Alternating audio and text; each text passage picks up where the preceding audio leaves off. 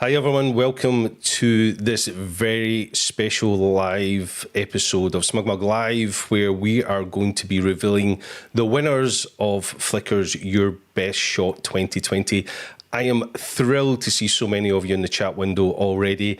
It's going to be quite distracting because there are so many of you in there. I know I typed in there, give us a shout out where you are in the world, but to be honest, I don't think there's a chance I will ever be able to do that because it is going by so fast in that chat window, I can't keep up. But you are most welcome to be here on this live show. It really is quite exciting. I am joined in the chat today by two of my colleagues, Carol and Letitia, are in that chat window. I hope they can keep up with all the conversation that is going on there and let me focus on tonight's show. So, as you know, for the last month or so, we have had a competition running over at Flickr, Your Best Shot 2020, something we try and do every year. And this year we have had a fantastic response. There have been nearly 23,000 of you joined the group over on Flickr, and nearly 18,000 of you took the effort to submit a question and join the competition. So congratulations to everyone for entering that competition. It was an absolute thrill to see so many incredible photographs there. Obviously, we couldn't judge it without an incredible support team. So we had a bunch of moderators in that group looking after the quality of that stream and that pool. And then we had an incredible judging panel. And I'm delighted that some of that judging panel has joined us today for this live stream.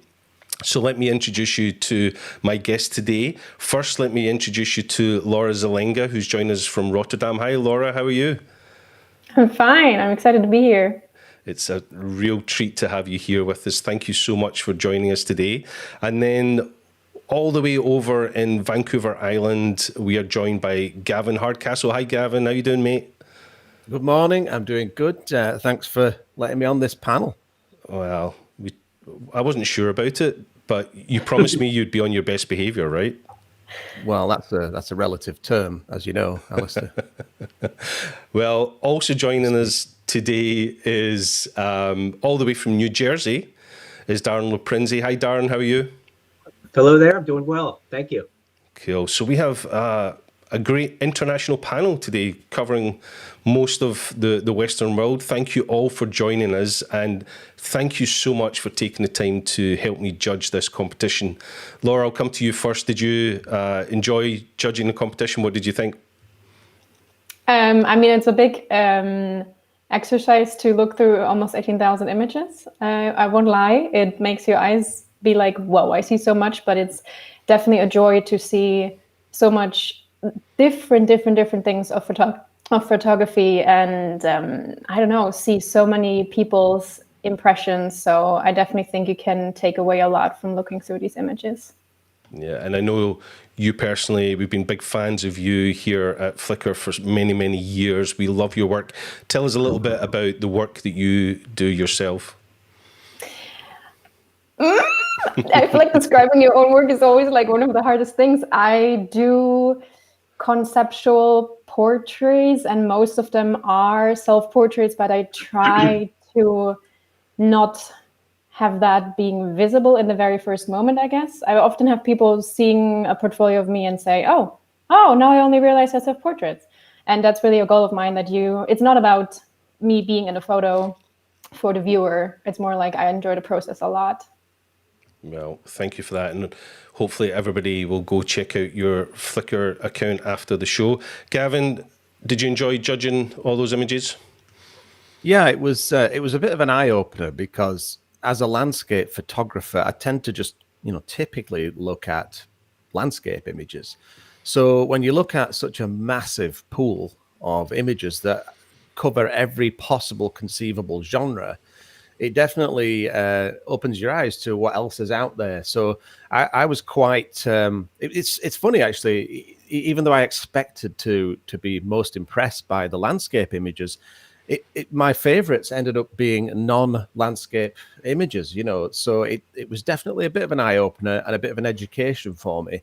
And yeah, some of the stuff that was in there, I just want to say before we get into anything, for people who think that they should have won or that they should have been in the running. It's like I do apologize a little bit because there are so many images that it's kind of a daunting task to go through all of those. But the ones that I picked, I really loved, and as you'll see, they're not necessarily landscape images.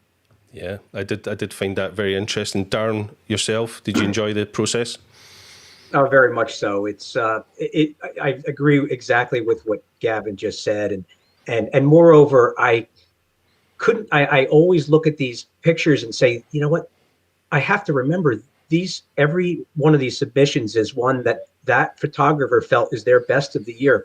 So they have a reason why this is special to them, and I definitely want to find that specialness myself. So I look at each photo in that vein and say, what is it about them that makes it that great? And I kind of get into their shoes and try to get into their shoes, and then as a result, I found just an amazing amount of photographs that it was really hard.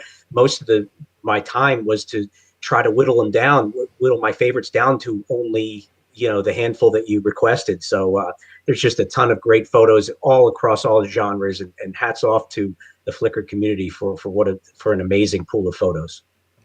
Yeah, I think that's what we can really take away from it most, is how much the community came together to support this competition, as they do every year.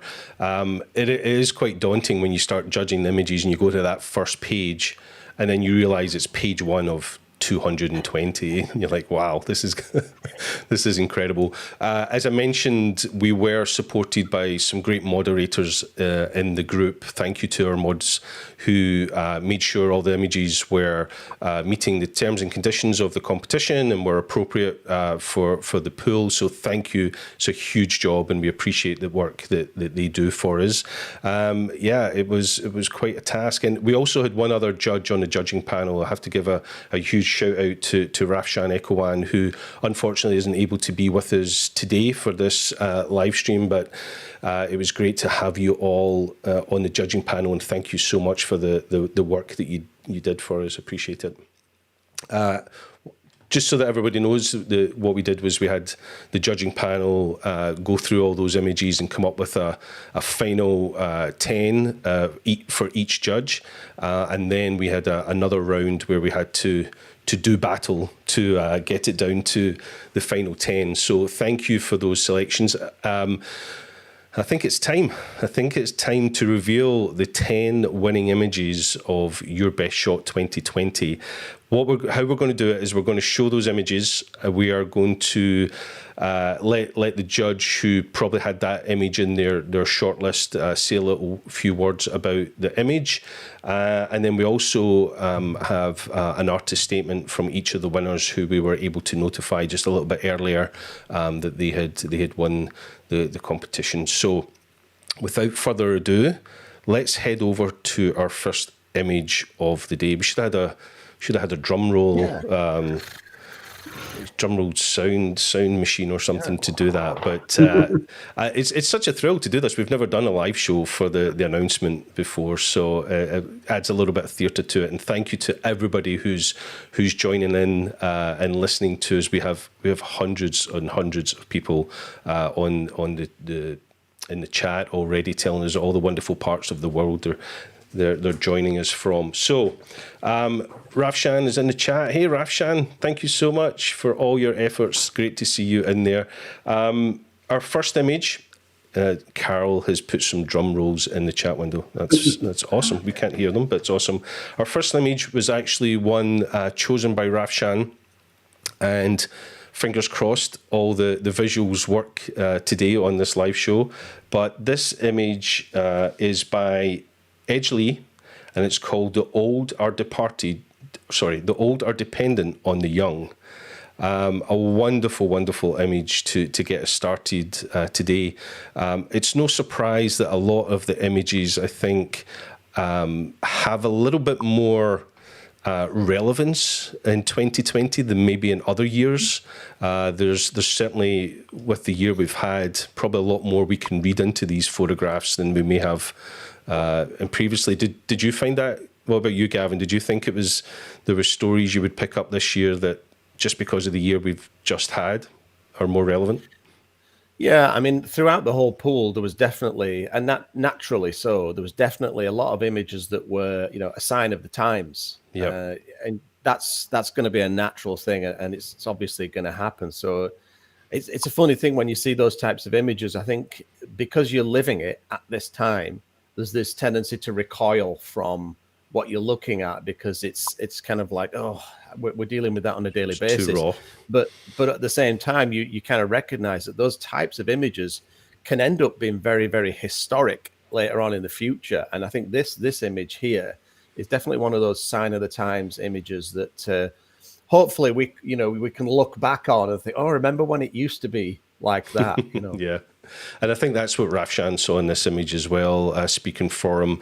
This, kind of juxtaposition and this balance of, this older gentleman pushing an empty wheelchair, which is a huge story in itself. You want to read more into the fact that the wheelchair is empty, and then this little kid pushing a little bag, and the mirror image, but separated by generations. It's quite an incredible and emotional story. Laura, you agree?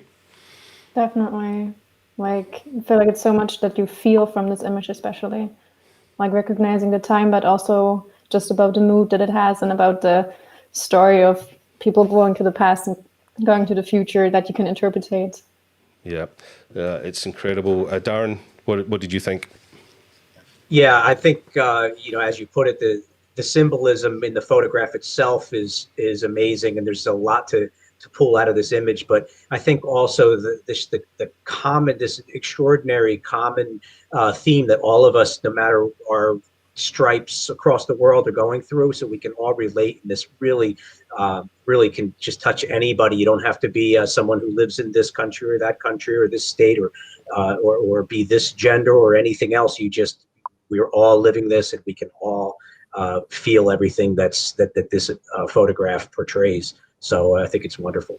Yeah, great image. And we have a very short statement all the way from China from Edge Lee, who says, it will make the world a better place if everyone has someone to love or to be loved. The old have someone to rely on, and the young enabled to grow up. Wonderful statement from Edge there. Thank you so much, Edge Lee, for sending that statement in. And congratulations on being the first of our 10 winners. Yeah, huge round of applause to Edge. So that is the first one. We have started. We shall keep the ball rolling. And I'll click a few buttons here to get the next image lined up. This was another image that made it into my shortlist, but Laura, I'm going to let you speak to this image. This image is entitled, very appropriately, Plastic Bottle, and it's by Jenica Argent. Yeah, I definitely have so many images that were just beautiful on the very first glance, but this made it in my short selection pretty early on, and then even in my final top 10, because I think like many reasons, but first of all, for me, was the fact that this is such an important topic that we all need to think about in daily life. It represents, of course, our environment, our consumption, all of our footprints. And I think it was just so beautifully done here, because you see these paradise mountains in the back, and you see these beautiful waves. It almost looks like, so it's perfect, as if it would be a rendering almost, the water. Right. And then you see this plastic bottle there, which of course initially is, I guess, not very positively seen by us. But then again, it almost looks beautiful in how it's just swimming there, and how it's reflected so many times. And of course, we all can see some beauty in this, and at the same time, we all know this is so wrong, so very wrong, that this is swimming there, and what it's doing to all of us. And I think that is also, you can really interpret that, see that in those reflections that you see, how it's getting like smaller and smaller and melting into the water. And that's exactly what's going to happen. And it looks crazy beautiful here, but then I think it still can be a reminder of that we all need to like work on a solution for that not to happen. Absolutely. And I think that's a lot of what I read into this image, was the beauty of it, the beauty of the landscape, the beauty of the moment. The weather looks fantastic, and then initially, as you say, it's kind of cool how that's floating on the wave, but the symbolism of the of the reflections, I think, is incredible. Isn't the symbolism that, yeah, this plastic will break up and melt into the water and submerge, and then, you know, we hopefully all know that the damage that can do to the environment. And it's you know, it's a shot that for a long time, before reading the description stuff, I was really curious how it was done. Was it just taken from a boat and stuff? But I'll read the artist statement.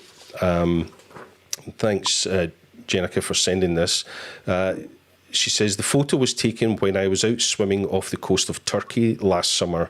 I was looking for a better view of the waves against the mountains, so swam away from the beach. This bottle kept floating into my shots, but when I stopped to look at it, I saw some beauty and decided to make it my subject matter. It's very tough to see what you are capturing when the sun is shining hard, the waves are lapping, you're treading water, and you have a snorkel mask on, and the phone has a plastic case on it. So I was pleased when I got back to the beach and was able to review the images that a couple of them were just as I had hoped for. So a pretty difficult photograph to take. It wasn't just leaning out of a boat. Gavin, I'm sure you appreciate that. You know, there's a lot happening to get that shot. Pretty difficult circumstances.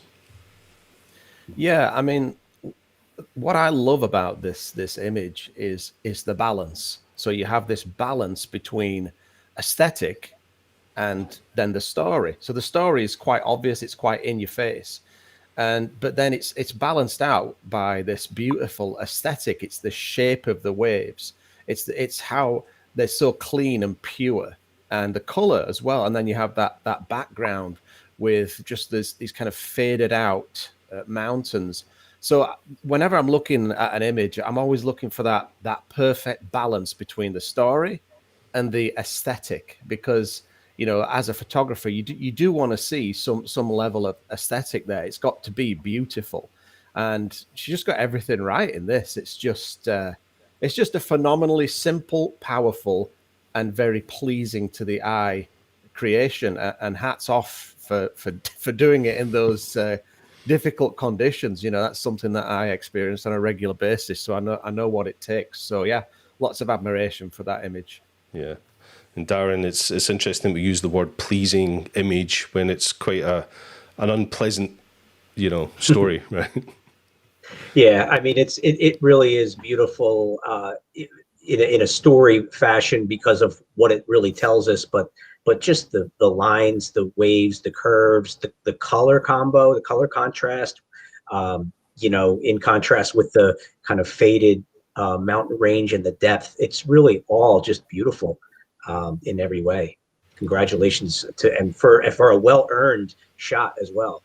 Yeah, lots of great comments in the chat about this image and the previous ones, and folk are commenting on this image about how kind of how subtle and how well edited it is. It's not like super contrasty and punchy that would have been so simple to make this image, but I actually love the fairly muted tones in it. Make it even more somber in some ways, but wonderful shot. Right, I'll hide that screen so that I can pull up the next shot. And the next shot was one of your selections, Gavin, and this one is called Morning Fog over Copenhagen by Henry Beck. Here we are. Yeah, wonderful shot. It's just so cinematic. I just love how cinematic this is. And I mean, any time that you get fog, you know, that's something that I chase whenever I can. Anytime you get fog that thick, you know you're going to get some kind of atmospheric shot. And I don't usually like cityscapes or architectural images, but I just loved this one because of that cinematic vibe. There's the element of the story where you're wondering, there's so many questions. Where is this going? You know, where are the people that are involved? Who switched that light on, and what's at the end of this street? So it sparks a lot of curiosity, and I really love the way that it was processed. It's a very sort of, I just love moody images. You know, that's something that I always strive for in my own work. So when I saw this, it was the simplicity of it, the mood, the color palette, the story, the curiosity that it sparked, everything was just, it just sucked me in, and I stared at this image for quite some time. So of course that ended up in my shortlist. I really love it. Yeah, it's one of those environmental conditions that many of us love. As soon as we see fog, we kind of grab the bag and run, because it's, and I think you mentioned there you're not normally a huge fan of cityscapes, but the fog's kind of hiding most of the city. It's reduced it to a much simpler palette of colors and textures and stuff. So it's a great image. I really like this, and it's interesting this one didn't make it into my final selection, but now that I've lived with it for quite a while, it's really a wonderful image. Laura, what do you think? Yeah, I can only agree. I think for me, the biggest thing that draws me into it is definitely the mood, that you really can almost imagine that you stand there in that street and that you feel, I don't know, some calm and some, I don't know, some like also curiosity and also some really silent and quiet moment of life. And I think those actively experienced don't happen so often. And then, of course, also, I really like that there is so much almost negative space on the left side, and then really almost as if someone really paid attention to the rule of thirds. You have the bike there. So yeah, it really has a lot of great features. Darren, any thoughts on this one? Yeah, it's just beautiful and mesmerizing. The simplicity is so strong, and it's not just the fog. Of course, that's the key, but the deep bluish green tone to that fog is really what pulls me in and gives me a vibe that's much more emotional than would be if it were just like a white fog. And just the color tonality, the kind of the faint red reflections on the curb, which really kind of for me cement it all, give it like a little splash of bright color amongst the deeper color, and it's really one that could hang on my wall anytime. Yeah, it's a great shot, and I'm delighted that Henrik sent us a little message today, and his artist comment was, as I impatiently listen to the coffee machine gurgle, a hazy, somber morning observes me through the old windows of my apartment building. With my trusted bike on my shoulder, I head for the stairs. As I pull the door open, it's clear that my windows made no illusions. The COVID-infused streets of my neighbourhood are shrouded in a fog so thick it turns every light source around me into a beautiful living organism. I mount my bike and a green light appears ahead. As it pulls me into the unknown of my hometown, I reach for my camera. Great statement, Henrik. Thank you so much. Thank you for the insight into getting that shot. I hope you enjoyed your coffee as well. We're big fans of coffee, so shout out there. Gavin, thanks for choosing this image. Really, really beautiful image. Right, before we go to the next image, I just want to pull this up on screen. I'm delighted that Jenica joined us in the chat, and she says, thank you so much, guys. Jenica, congratulations. Thank you for joining us in the chat. It's great to see you in there. And yeah, hope you enjoy being part of the final 10. It's exciting. So let's click a few buttons here, pull up the next image. And here we have, the next image is one of Rafshan's images. Thank you, Rafshan, again. And this one is entitled Sleeping and Living, and it's by the photographer Attila. So a wonderful story. Again, so many of our images today are packed with stories. A wonderful image. And this is one that I certainly would stop and be drawn to this type of situation. I'm a huge fan of street photography. And when you see a story like this, I'd certainly stop and take this one. And I think it's been captured really well. The story is obviously, there's several stories going on here, but just being able to combine the story of the lady sleeping on the bench with quite a remarkable billboard behind. I just absolutely loved the juxtaposition of the uncomfortable sleeping with the very comfortable image that's been presented of a beautiful bedroom on the billboard. It's a really great moment to capture. Laura, I'm sure this one would have attracted you as well. Yeah, absolutely. I mean, I think it's almost impossible to not be deeply moved. And I think if a photograph managed that, if you manage to capture a moment that can do that, then I guess that's already a big achievement. And then, of course, it's also technically greatly done. And also then even in that moment, managing to have something like a nice composition. Yeah, very well done. And still, I mean, it still leaves you a bit with a feeling of like, what is this world? But I guess we also need those images and be reminded of that. Yeah. Gavin? Yeah, I mean, without the Yisk poster in the background, it wouldn't work. But it's just so, you could walk past that scene and completely miss the poster in the background. So having that foresight and that vision to instantly see the woman and then the poster and connect those two together, because it's really easy to walk past a person and pay attention to the person, but then be completely oblivious to the background and that poster in the background, and it's those two elements together that make this. Absolutely. So that speaks of a lot of vision. It's an opportunity that was seen and executed perfectly. And I think when you see a lot of street photography, there's always this tendency towards shallow depths of field. Yep. There's always the main subject is usually very, very sharp, and then there's this usually nice creamy bokeh in the background, which that just would not have worked with this composition and the story. So the selection of an aperture that lets you see everything, nothing is blurred out, everything is included, makes the story so effective. And that was an excellent choice. I don't know what camera was used. Maybe it was even a phone shot, so that wouldn't have been a choice that you would really get to make. But yeah, I just love that it's got that strong, powerful story that was an opportunity that was seen and recognized and taken immediately. And I just love how simple the execution was, so that story works so effectively. Yeah, taken with a Fuji DSLR. So great shot. Darren, I'm sure you love this too.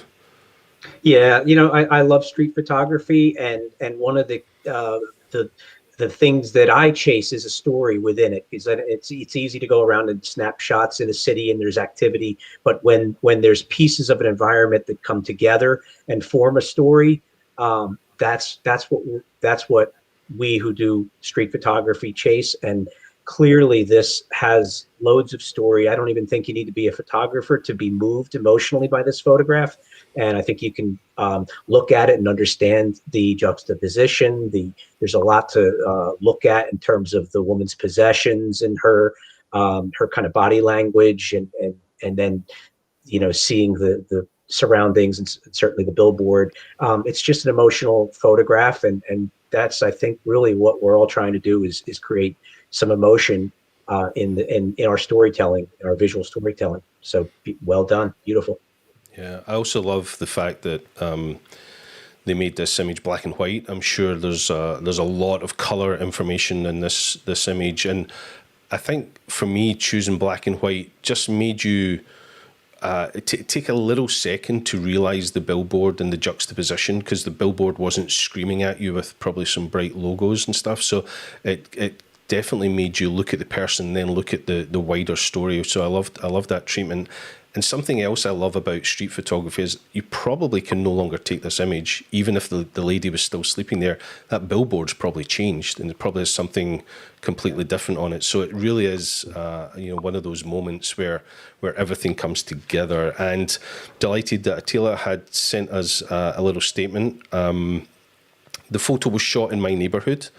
I was on my way to a small bike trip when I saw this old lady sleeping on that bench. Behind her was a billboard of a furniture store with an interior of a perfect bedroom anyone can dream of. I went on biking with that image in my head, and soon I turned around, put my bike down and made a few shots. So, and that's in Budapest is where that shot was taken. So yeah, I love the fact that you passed this image, saw the image in your head, and then, you know, had the sense to turn around and you know, and one, have your camera with you as well and get that shot. So absolutely loved that shot. Thank you so much for sending that shot in. Thank you for your judges. A lot of great comments in the channel. Right, on to the next one. Darren, this is one of your selection, and this one is entitled Inside and Outside, and it is by Tom Shaw. Wonderful, wonderful image. This was on my shortlist as well, Darren. There's so much to love about this. I could stare at this for an hour. Certainly, it's a street shot, a candid, and you know, there's plenty to love about just what they're doing. The newspaper kind of looking away out of the frame, and the dog looking through the glass. But one of the things that I think really makes this is all the intricate framing, like the geometry and the framing within the image. That's, you know, the lines, the vertical lines, the kind of diagonal juxtaposition of the doorway versus the windows, and there's just such a linear flow for your eyes to make in this image, and there's just so much to it, between the colors, the textures, and certainly the you know, subject matter. What they're doing is just, for me, a win in all categories for me. One of the great shots. I immediately faved it, and I'd again hang this on my wall any day of the week. Yeah, agreed. I love the geometry of this one. The story obviously shouts out at you straight away, but the geometry of it, all the squares and the lines and the rectangles, and even then the offset nature of the newspaper, where you have this rectangle, the same as all the other rectangles, but it's offset, and then the way he's completely ignoring the dog, and you just wonder, like, is it his dog? Is the dog trying to get out? There's just stories after stories in this. Absolutely loved it. What about yourself, Laura? To me, I really like the peace that I somehow see in this. I feel like there's such a moment of peace reading the newspaper. I think the dog looks super relaxed there in the window, and everyone's just, I don't know, in a kind of balanced moment. And I think that's also what I see with, even though there's so many like objects in the image and so many lines, it still has a really beautiful balance to me. Yeah. And I think that's so nice that is like almost like I feel that in the moment, and my eyes also see it in the visual things that I have in front of me. And I definitely also had that in my short selection. Definitely a beautiful image. Yeah. And Gavin? Yeah, I have to agree with what Laura said there about balance. I just love how you have that balance between those two main subjects. And again, you know, like Darren said, the lines, everything, the way that everything just lines up is just beautiful. I love the texture, I love the color. And when I'm composing my own imagery, I'm always looking at the edges of the frame. So once I've decided what my subject and my story is, the thing that I do is I look at the edges of the frame just to make sure that important things aren't missed, and that the lines and the shapes all sit in a perfect place. And that's one thing that I love about this image, is if you look at the columns on the left and the right, they're almost like a mat, almost like it's been framed. And you've got just that little edge of the step in the bottom right doing the same thing. And then at the top, you have that windowsill. So just like Darren said about all of the lines, you know, the geometry, compositionally, that again, it's like, I know I'm a landscape photographer, but I see these things in these completely different genres of photography that echo what I also love about landscape photography. And so that's kind of like the joy of doing this kind of thing, is it takes me away from what I usually look at and makes me see things in a completely different way. And that's one of the things that I love about this image. And of course, like you said, Alastair, there's so many questions. You've got all this curiosity. What's going on? What's the relationship between the man and the dog? What's the story here? So it doesn't tell you what the story is. It's more of what is the story? It's a curiosity igniter, is what this image is. Yeah. And I always like those types of images. Yeah, and I think it would be so easy for there to be something on the edge of the frame that was distraction. Yeah, normally there's a bright spot or there's a piece of writing or something. It's just super clean around the edges. It would have been so easy to clip the newspaper onto the edge. There's a little bit of gap left. So it's just really well contained. What I really, really hope is that this gentleman's reading the newspaper to see if someone's placed his lost dog ad. That would just be like perfect. Like lost dog, and it's behind him in the window. That would just make my day. But yeah, absolutely wonderful image. The color tones as well. Just the whole treatment of it. Just really, really wonderful shot. So Tom, congratulations. I do have an artist statement here from Tom.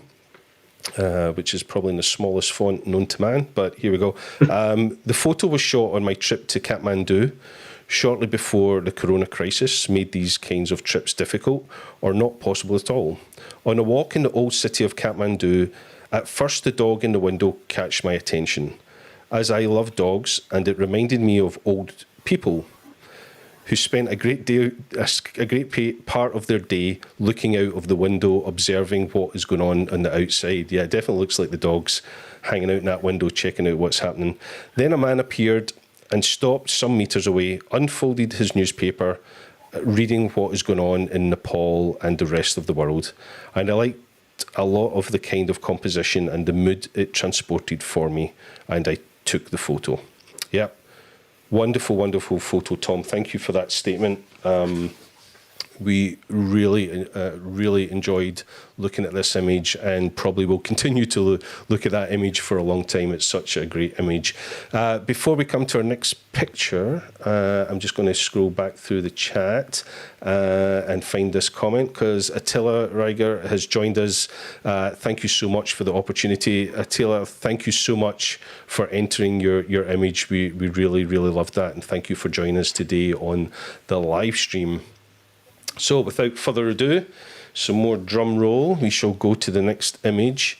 Gavin, this next one is yours, and this is a great image. And I must say, having known you for a long time, this is not the image I thought you were going to choose, but you've already explained that, looking through so many images, it really opened up your eyes to what is out there. So this image is entitled Salto al 2020, Jumping into 2020, and it is by Alberto Garcia Santervaz.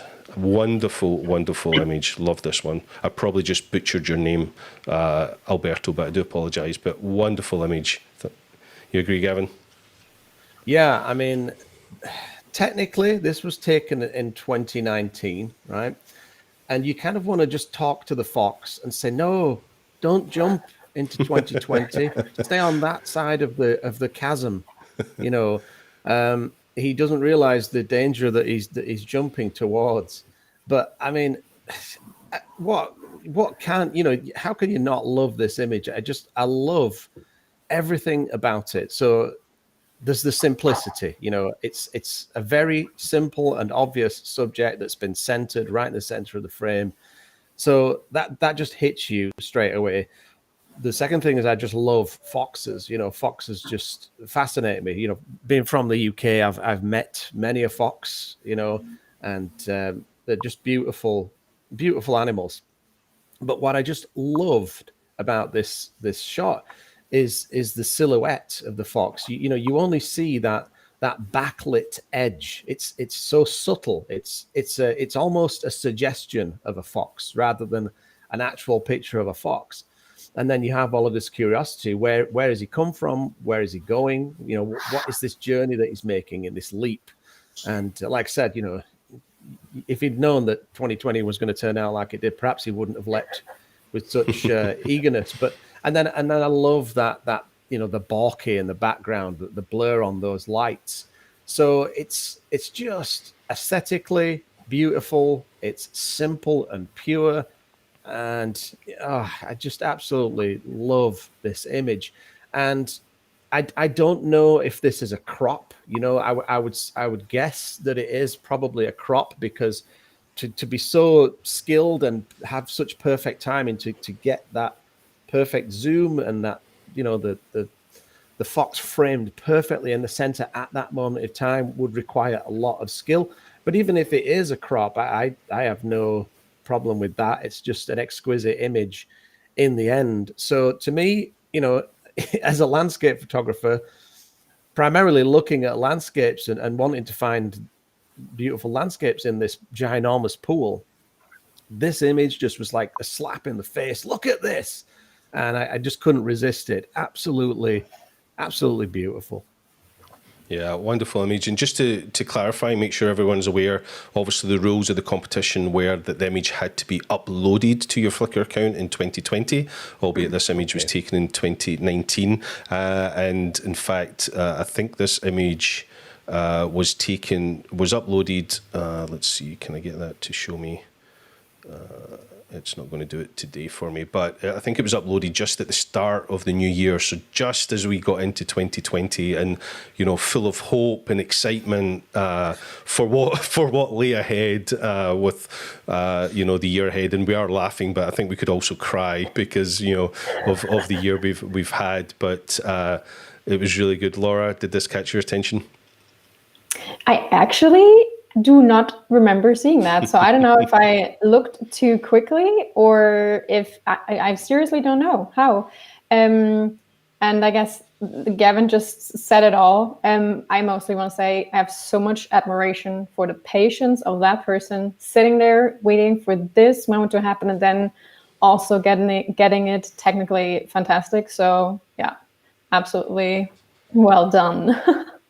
Yeah, and I'll also say it is a reason why we have a wide range of judges on the panel, because when you're looking at 18,000 images, it is difficult to keep track of what you've seen and you know, keep your eyes focused and everything. And I know there's definitely times where I'll go back through and think, wow, how did I miss that image? But this one literally jumped out at Gavin, which is great. Darren, what do you think? Yeah, fantastic image. One of the things that really, I guess, my craving for a story, and of course it's aesthetically beautiful, and the simplicity and the rim lighting there. In fact, I'm seeing a glint in the eye, which is just perfect. I think that's what that is. To see the reflection in the eyeball itself is amazing, considering it's backlit. Is that true, or just a speck on my screen? No, there is a little catch light there. Absolutely. Okay, but what really captures for me is the fact that obviously the whole reason he's lit like that is because of the light behind him, which we don't know what it is, but it's something non-nature. It looks like it's something of the human world, and you know, is there some kind of meeting of the minds of the natural and human world here? And it's just a lot to imagine, you know, while you're admiring the beauty of the aesthetics here. So great job. Yeah, and some great commentary here from Alberto, and it will maybe answer some of your questions. I was concerned about conservation, the environment, and all problems in this area. In the jump to 2020 image, I wanted to do something more creative than what I've been doing. This fox family was a few kilometers away from my residence, so I would visit them frequently and try things new every day. Photographing the jump was my challenge, and in the end, I did it. It was taken with the zoom, 150 to 600mm lens. That probably explains the crop. Rather than being cropped, it is just a very tight zoom. And a full frame camera. It is a double exposure, mounted on a camera a few minutes apart. So I think the bokeh in the background is a double exposure of the second image, which is the fox. The photo was taken in the city of Canceres in Spain. Apologies again if I butchered the name. I had the help of my partner Lolly, who accompanied me often. Without her, I would not have been able to do it. So there you go. A lot going on in that image. Really, really loved that a lot. Alberto, thank you as always for submitting that image, and Gavin, thank you for bringing that one to our attention and you know, choosing it as one of your favourites. Really, really loved that one. Right, next up is one of Laura's chosen images. This one is by Fabio Barbato, and it is called Isolation. Yeah, I think this was my absolute favorite image of all the ones that I saw consciously, saying after not seeing the last one. Because, I mean, of course, there were many that represented 2020, and of course, this is one of them, but I think it's one that shows the sadness of the year with the isolation. But I also see a bit of humor in there. I see some hope with, of course, the pigeon being there. And with a little plant that stands on, I don't even know what it really stands on, because to me it looks like it should fall any second. Right. And then the I don't tension. even know. Yeah, totally, really. But also that I feel like that symbolizes so much of like, we don't even know what's gonna happen next. Something's gonna crash, or not. I mean, and then also I don't really know if she is like pushing the pigeon away, or if she's even like, I mean, it's unlikely, but in my head, I like that version better, that she's kind of trying to be friends with the pigeon because she's isolated and a pigeon comes to visit her and they're friends. I really like that I can have some romantic, hopeful story into this. And I also like that the way it's cut and the way it's framed is really making you think. And I kind of feel like that's really what it is, that it is an apartment building. So you really think like this is just one aspect that you see out of a whole apartment complex where so many people are isolated, and it doesn't look like it's the ground floor. And then I'm really thinking, or at least that Fabio made it, like framed it very cleverly, so you don't really know if it's the ground floor. And then you definitely think the other person is maybe high up too, isolated to take that photo from that direct angle. And I think that's so beautiful, all those narratives that you can see in this. And then visually, of course, it's just really, really pleasing. Yeah, it's one of those images, again, that has so many stories going on. This is one that, again, I love the framing of it. You know, this simple, it's almost like Gavin mentioned earlier with other pictures, like it's been matted or mounted in this frame. But I think they've been very, very clever at not just doing a full square of white or, you know, around the frame, by leaving that hint at the top that there's another apartment above. I think adds so much to this image and lets you know that, this person is in a box, with other boxes around them of flats, and then you get into the story of it. And again, I think this one, again, with the year we've just had in 2020, speaks very differently than we may have read it a year before. With and obviously the title Isolation. It definitely brings home some of the feelings we may have with our own families being isolated, and people feeling very, very lonely, to the point where they befriend the local pigeon that hangs out on the windowsill, which I thought spoke so much to the need for people to have contact with other living beings. And I thought the plant was great to have that little bit of new life, that new sort of fresh shoots and stuff. I really like this a lot. Gavin, your thoughts? Well, I can't really say anything more than what you guys have just said. I mean, Yeah. It's just like, it's absolute perfection. And I'll confess, I completely missed this one in the pool. It's kind of an easy one to miss because unless you see it large, you miss those really vital details. But what I love is the fragility of this moment and the fragility of the subjects that are in this moment. So you have this pigeon, which, they are fragile creatures, as we know, and you've got this lady reaching out to it. And as Laura said, you don't know if she's shooing it away or just trying to pet it. You don't know. There's curiosity. And of course, the plant. Yeah, there's those three very fragile elements, and it's a fragile moment that may just evaporate in a second as the pigeon flies off. But technically, like as you said, Alistair, it's absolutely brilliant, because if I'd have been taking this shot, there would have been that temptation to zoom in a bit tighter and exclude that top part of the next apartment. But as you said, it just suggests that this person is one of many. This experience is being repeated over and over again. Yeah. And, if you look at the date taken on March 25th, I don't know what the actual date of the pandemic was that it was declared, but it was around about that time. And so we all remember at that time there was a lot of fear and a lot of panic and a lot of hysteria. And so, you know, what this lady must have been going through in this place at this time, I think we can all identify with that. And I just love the texture as well. I love as you say, it's like a mat. It actually has the texture and almost like the cut of a mat in a frame. You know, when you cut a mat, it has that slight angle to it. You can see that angle on the lipple of that little ledge there. So technically brilliant and a fantastic story with lots of questions. And I can't believe I missed that one. It's absolutely brilliant. Yeah, and it's you know, I'm not sure. Unfortunately, we don't have an artist statement from Fabio today, but you know, I assume this was probably taken somewhere in Europe, which, you know, by March 25th would have been very, very deep into the pandemic at this point. I know it came to, you know, sort of Western Europe and America, you know, a few weeks after this, but yeah, they probably were in quite serious lockdown at this point. My tendency would definitely have been to get that balance that I'm always looking for, the sort of symmetry. And I probably would have cut off that top apartment building. And now when I see this, it would have been such the wrong thing to do. I'll absolutely love it. Darren, your thoughts?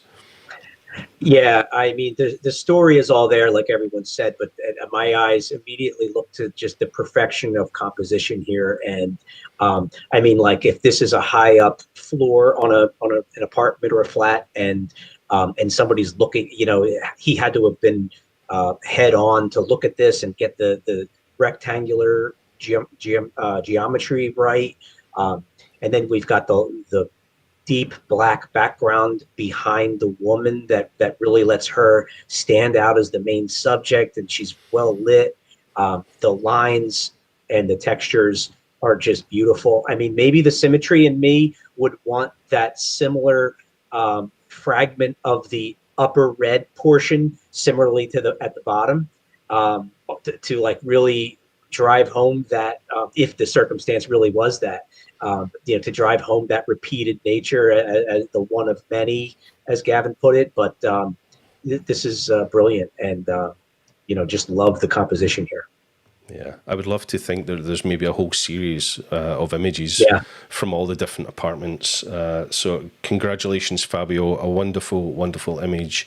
And yeah, keep posting those type of images. They're absolutely phenomenal. Right, let's move on to our next image. And this one was actually chosen by myself. This is an image entitled J-Horde 2020.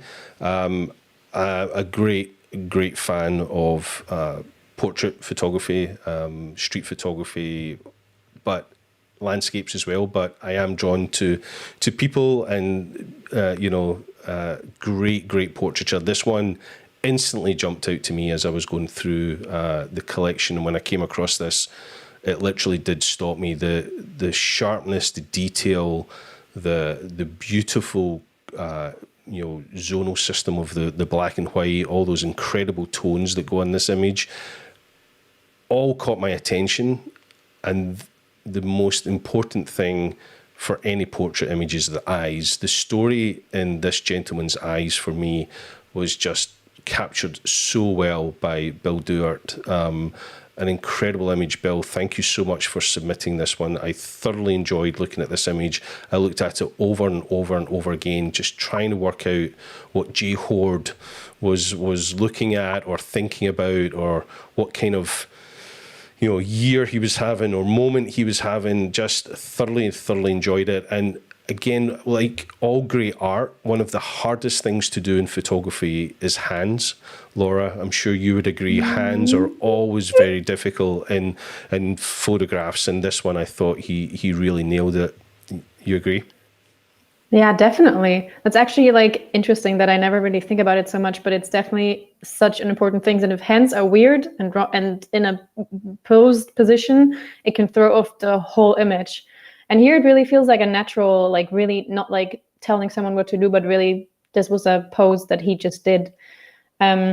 But I really want to second that what you said about the gaze. And I think it really like, yeah, it almost needs time. It almost, the image is asking time from you to really stop and look into these eyes and wonder. And I think that's one of the most powerful things a portrait can do, is it makes you feel so much. And I think that's wonderfully done here.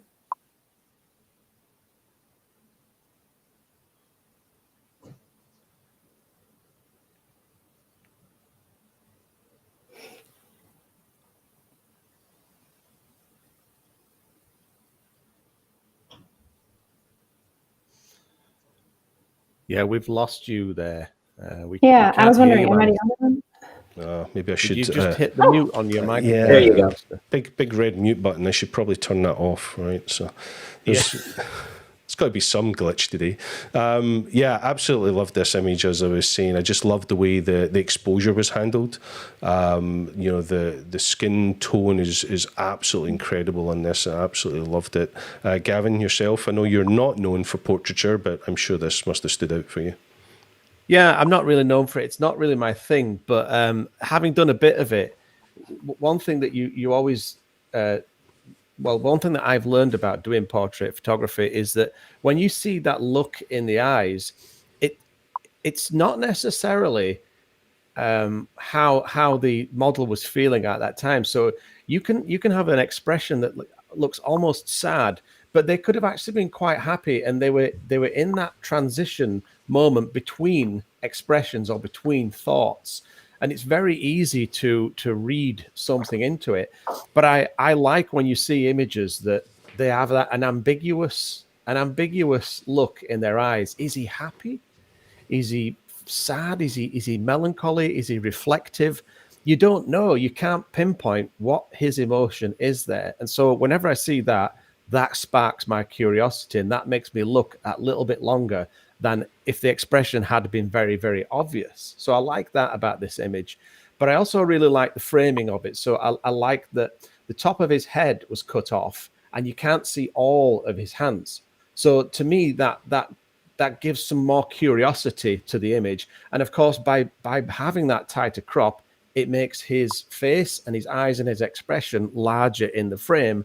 And that's what draws you in. If you'd been able to see everything, if they'd been further away and you'd seen the top of his head and the bottom of his hands, it almost tells you too much. It doesn't give you that room for curiosity. And again, like I keep saying, in landscapes, I often like that element of not showing all of everything. Let's leave off the top and the bottom. Let's leave something to the curiosity of the viewer. And I think that's been executed perfectly here. And of course, as you say, the sharpness, the way it's been processed, absolutely gorgeous. Yep, agreed. Thank you for those comments. And Darren, your thoughts on this one?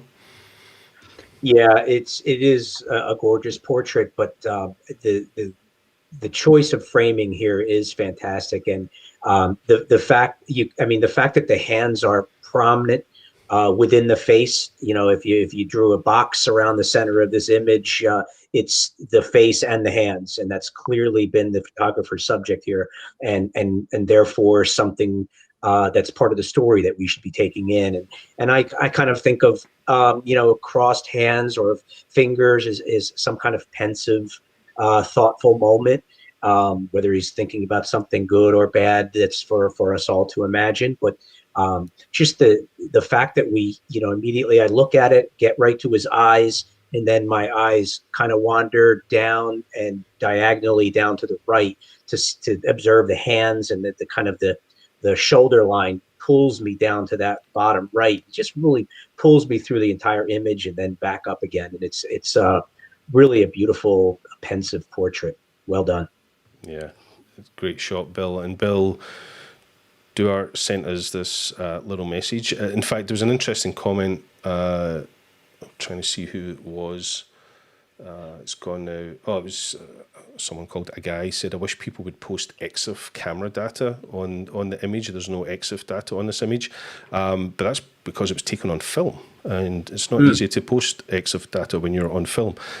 This image was created as part of a publicity campaign for the Grammy-nominated singer-songwriter Jonathan Horde. Very interesting to know that backstory, that this was actually more of a publicity shot. They were shot in Williamsburg, Brooklyn, New York, with Ilford Pan F black and white film.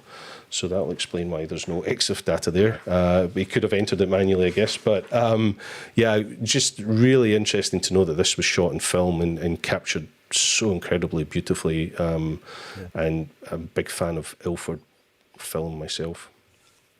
So there you go. Congratulations. Thank you so much, Bill, for entering that image. Right. Let's see. Let's line up the next shot. Okay, Darren, the next one is yours.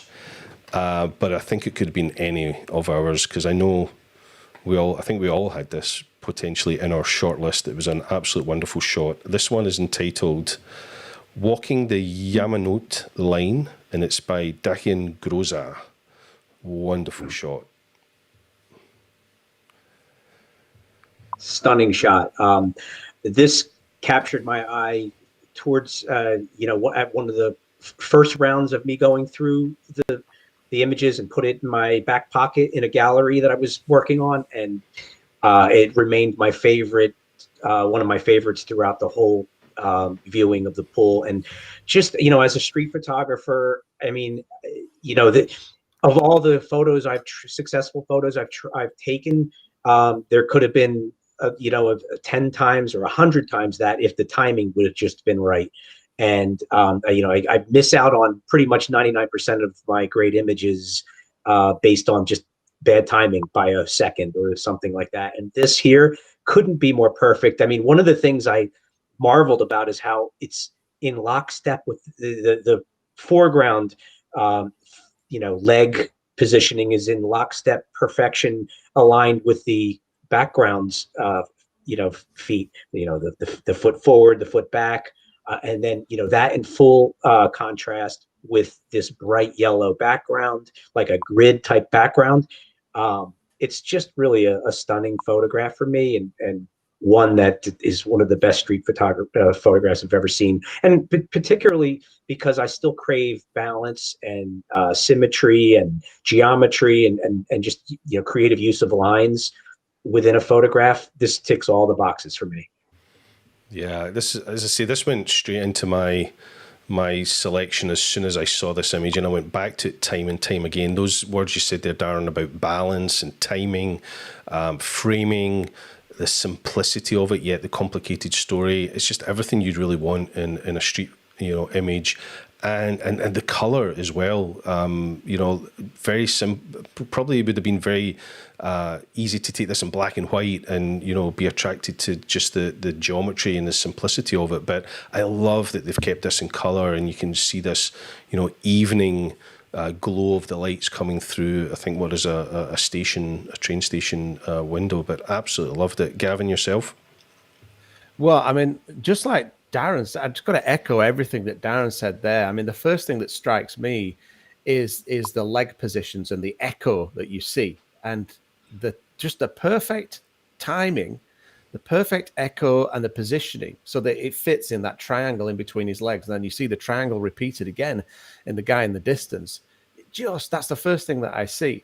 But then, like you said, Alastair, I love the color as well, and then that texture. It kind of looks so I see like a hidden story here of like, it looks like a honeycomb texture of like a beehive, which kind of suggests that, these two guys are just two more worker bees in the giant city, which is, basically a giant wasp's nest or a bee's nest. It's so you see that honeycomb pattern, and it's a beautiful texture and a beautiful color. And what I also love, and for my eye, it's a little bit tight. You see that tiny little strip of the floor at the very, very bottom where his foot is. That is kind of like on the very edges of what I could tolerate compositionally when it comes to the tightness to the edge of the frame. Like any more, and it would have been out of the frame. But it's still, even though it's really tight, it's still brilliant, and it's perfect because I just love all of that. That's those square patterns above it, and then you just have this tiny little strip of ground, and it's enough. It's just enough to make it all work. And probably handheld, very, very wide aperture, perfect timing, brilliant. And I confess again that I did miss this one in the pool. But now that I see it again, it's one of those ones that you almost have to see full size to be able to see those fabulous details. Just brilliant. Yeah. Laura, I know for a fact this was in your selection as well, right? Yeah, definitely. I think it's almost impossible to not love the colors. I think immediately, like, wow, this is so beautiful. And I mean, everyone else already said everything that's great about it. The one thing that I really think is like that it seems so simple at the first glance, and then there's so much to discover. For example, like, I'm really wondering if that person, it almost looks like three arms. You see one on the back, one on the top, and then you see a hand if you look closely in the height of the hip. So, and also, of course, the arm that you see in the back doesn't really have a hand. So it's almost like I think the person was wearing the jacket, and the jacket arm is flying. I think that's so nice that if you look longer, you see that must have really been like the fact. Otherwise, you wouldn't have the third hand seeing somewhere there. Yeah, And I think that's so nice on. that you have so much to discover. Yeah. I loved, Gavin, I loved your comment about it being like worker bees, busy bees in the city. That really sums it up. And Michael in the chat mentioned there he loves the lines of the stairs even match the angle of the leg as well. And just the more you look at this, there's just so much more going on. And congratulations, Ducky. And it's absolutely wonderful image. So here's a little statement from Dakian. He says, I'm a Romanian photographer living in Berlin. I specialize in architectural photography and also work on personal projects, like the one this photo was selected from. The set's name is Walking the Yamanot Line. You can find a large selection of these photos in my albums on Flickr. It was a project of exploration, walking at night on the streets closest to the tracks of the Tokyo's Circle Line. I was overwhelmed by the city's scale and photo opportunities, but I wanted to stay away from the over-visited and over-photographed spots. Shooting quietly and alone at night and keeping off the beaten path was a wonderful, calming experience and helped me to see the city and its people a little differently. Wonderful. Thank you for entering that image, Dakian. Absolutely fantastic. We all thoroughly enjoyed it. You're getting a round of applause there from Darren, but I think from all of us and in the chat, wonderful image. And that brings us to our final image of the day. So we've done 9, we have 1 left. And this one was one of my selections. This one, let's cue it up. The final image of Your Best Shot 2020 goes to Jeffrey Lovelace, and it's entitled Luna Dunes.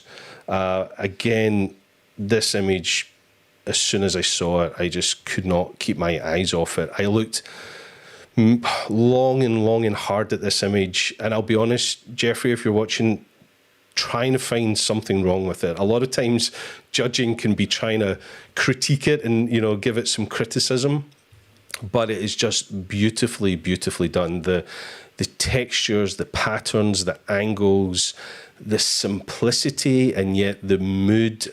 I just absolutely love this. And this is the type of image that I could stare at all day long. And then you look at all these details and patterns and the angles before you even get to the moon. There's just so much to love about this image. And I love the fact that the top of that dune, the arc of that dune, just takes your eye right to the moon. And yeah, absolutely love that. I can see the chat going crazy already with this image, just how much they love it. Gavin, you're known for your landscape work. What were your thoughts on this image? Well, I like the simplicity, and it's not, when you're taking pictures of landscapes, simplicity is not that easy to find sometimes because they can be quite complex. And it sounds like this was done down at the Mesquite sand dunes. Yep. So because that area is kind of surrounded by mountains, I'm guessing that he got quite low and shot at a particular angle so as to exclude any of the surrounding mountains. But yeah, I just love simplicity, and that's what this image has. It has a lovely balance of negative space on the right, and then I also love the subtlety of the moon. So at first glance, you think all that you can see is the sliver, but you look a bit closer and you can just see the outline of the whole thing. So that's the subtlety and the simplicity. And he's extended that also into the way that he's processed it, because it's very subtle processing. The colors are muted. It's very toned down. And I definitely like this. I've noticed this trend in all kinds of photography recently, but especially in landscape photography, where the saturation and the color tones have become a lot more subtle, which I think pulls your eye a little bit more towards the composition, which to me is always the most important thing with any kind of photography. So yeah, it's just the simplicity. It's just beautiful, absolutely beautiful. Good choice there, Alastair. You've surprised me with your quality of taste there, to be honest. Yeah, some of those skills you've been teaching me are rubbing off. I'll be a good landscape photographer one of these days. Darren, did you enjoy this image? I love it. I agree. The simplicity. I look a lot for simplicity, where you don't have extraneous things in an image that can kind of distract rather than add to the composition of it. And the light here is this kind of low light is hitting all these dunes in such a way that it shines where it adds texture in some areas, shadows in other areas, and it's just like so much depth to it, even though it's simple. And so, I love the smooth areas versus the textured areas, and then the high lit versus the dark, and of course the physical depth that there is. It's just a really stunning shot. It's like almost iconic. It could be. Yeah. Laura, does this get your attention, this image? There's one of mine where I was like, I guess I missed it. Sorry. And I guess there's really nothing left to say after everyone praising every little detail. There's one thing that I really like, is that it's all about lines, and the moon is also just a line. I think that's such a nice, that it all just really fits together so well. And I guess that also is part of what everyone else said, what makes it so great. Yeah. A lot of somebody commenting there that it looks like a scene from a Star Wars set. It really does. It reminds you of some of those scenes. It was great to get a message from Jeffrey today. Jeffrey, congratulations. And here's his comments about Luna Dunes. I hiked deep into the Mesquite Dunes that cool February evening, searching for the exact foreground I had imagined for this shoot. It took a while, but I found the perfect spot. As I set up my gear, daylight faded into the blue of twilight. When everything was assembled, I looked up, and there hung just a slither of the crescent moon. In this location, far from city lights, even the dark face of the moon was visible, lit by earthshine. Light reflected off of the earth to dimly illuminate the lunar night, just as moonlight brightens our night. After a long moment of silent wonder between the rippled sands and the first flickering stars, I got busy shooting. So a great understanding of just, the complexity of light that's actually happening in this shot, where, we're getting, lit surface of the moon reflected from Earth as much as we do from the moon. And I know Jeffrey spends a lot of time, scouting his locations. And when you look at his catalogue of work, it's an absolute fantastic catalogue of work. And I'd recommend you go check out Jeffrey's work. I'd recommend everybody go check out all the winners from today, and look through almost 18,000 images, and just see all the wonderful images that were there. Laura, first of all, thank you so much. It's been a real joy having you join us. This is the first time we've done a live announcement, live presentation of the winners. So thank you for being part of this. I appreciate it. Thank you for having me. It was definitely fun. Yeah. Well, hopefully you'll come back and do it again at some point in the future. And Gavin, again, thank you, sir, for your time and your expertise, and for taking the time to look through all those images and joining us today. No, as always, Alastair, it's been your absolute pleasure to have me on your show. And are you going to send the money today, or is that going to happen at the end of the month, or what? Every time I put you on screen, I know there's going to be a comment. I hesitate coming to you every time, but it's always good. And normally Gavin and I would have a lot more fun. And I've asked. He's been very restrained today during this. So thank you for your attention. I'm sure after we hang up, you're going to have to go a little bit crazy offline. But again, hopefully you'll consider being on our judging panel again in the future. We really appreciate your time, Gavin. Thank you so much. Yeah, it was great. Thanks for having me. Yeah, cool. Darren, same goes to yourself. Thank you, sir. Really appreciate you taking the time to look through all the shots. I hope you really enjoyed the experience. Oh, my pleasure. In fact, I should be the one thanking you to look through all these photographs and with the importance of picking winners or at least finalists makes me a better photographer to really take a look at everything that's there and be exposed to these unbelievable photographs that I may not have seen otherwise. So thank you and congratulations to the winners. Yeah, I think that's a great comment that, you know, being part of this, even just being part of submitting your image or even just being part of the group and looking at all those images, it really helps all of us get better. You know, you've heard us all today talk about how, you know, there was images we would not normally look at or typically have taken ourselves. So thank you so much for submitting all those images. Go check out the pool. And we'll definitely be sharing all the winning information and a list on our blog when we release that after this show. Before I say my final thanks, if you're new to the SmugMug Live channel, then please hit that subscribe button, hit that little bell notification. That way you'll be notified whenever we release another episode here on SmugMug Live. This has been a lot of fun. First time we've done this. I'm glad it all went well. Thank you again to the judging panel. We will, you know, definitely have you back on this channel individually as well. So stay tuned for some more fun on this channel. I will let you go. Enjoy your day. Everybody, thank you for all the incredible comments in the chat. There's just been far too many to deal with here. To my colleagues, Letitia and Carol, thank you for staying on top of all the comments and replying to those in the comments and in the chat window. And cannot wait to let you know when you can start submitting for your Best Shot 2021.